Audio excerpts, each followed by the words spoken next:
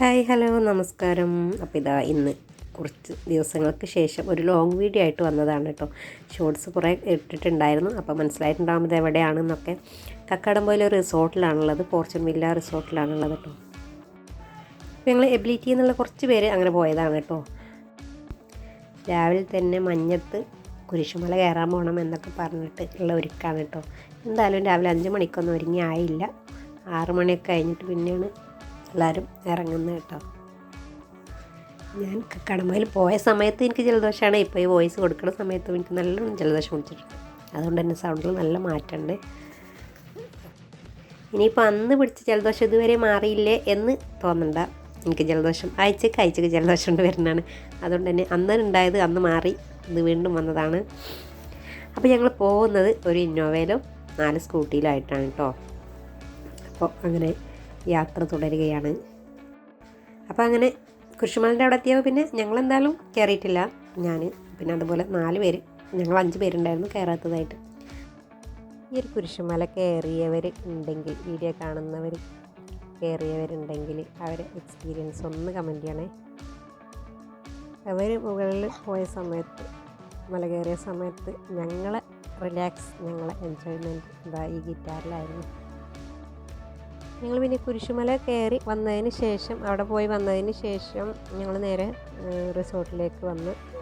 Resort 12 മണിക്കായിരുന്നു അവിടുന്ന് checkout ചെയ്യേണ്ട സമയം. അപ്പോൾ ആ ഒരു സമയമായപ്പോഴത്തേന് ഞങ്ങൾ ഫോഗി മൗണ്ടൈൻ അഡ്വഞ്ചർ പാർക്കിലേക്ക് നീങ്ങി.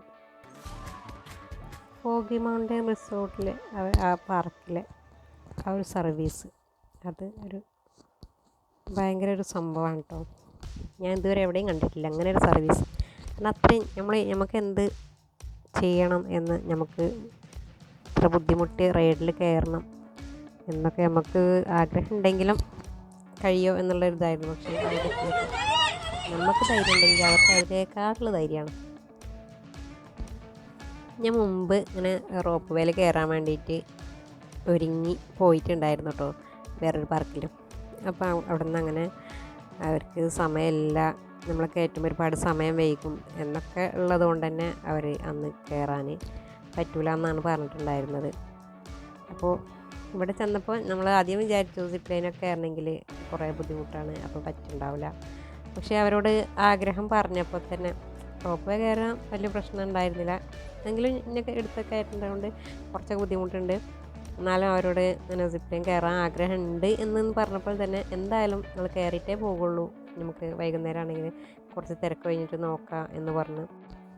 അങ്ങനെ തിരക്കൊക്കെ കഴിഞ്ഞ സമയത്ത് നല്ല റിസ്ക് എടുത്തിട്ട് തന്നെ, അത്യാവശ്യം റിസ്ക് എടുത്തിട്ട് തന്നെയാണ് അവർ നമ്മളെ റൈഡിൽ കയറ്റിയത് കേട്ടോ.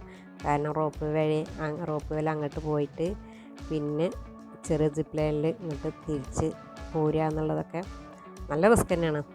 പിന്നെ സ്വന്തമായിട്ട് കയറാനും ഇറങ്ങാനും പറ്റാത്ത ഒരാളാകുമ്പോൾ എടുത്ത് കയറ്റണം, അതിന് വേറെ ആൾക്കാർ വേണം. ഇതൊക്കെ അത്യാവശ്യം റിസ്ക് എടുത്തിട്ട് തന്നെ അവർ നമ്മളെ കയറ്റി.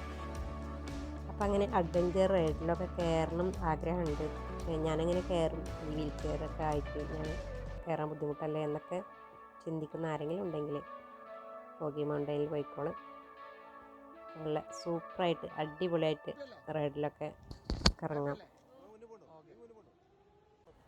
അപ്പോൾ എന്തായാലും നിങ്ങൾ വീഡിയോ കണ്ടിട്ട്, നമ്മളെ റൈഡുകളൊക്കെ കണ്ടിട്ട് നിങ്ങളുടെ അഭിപ്രായങ്ങൾ അറിയിക്കണം.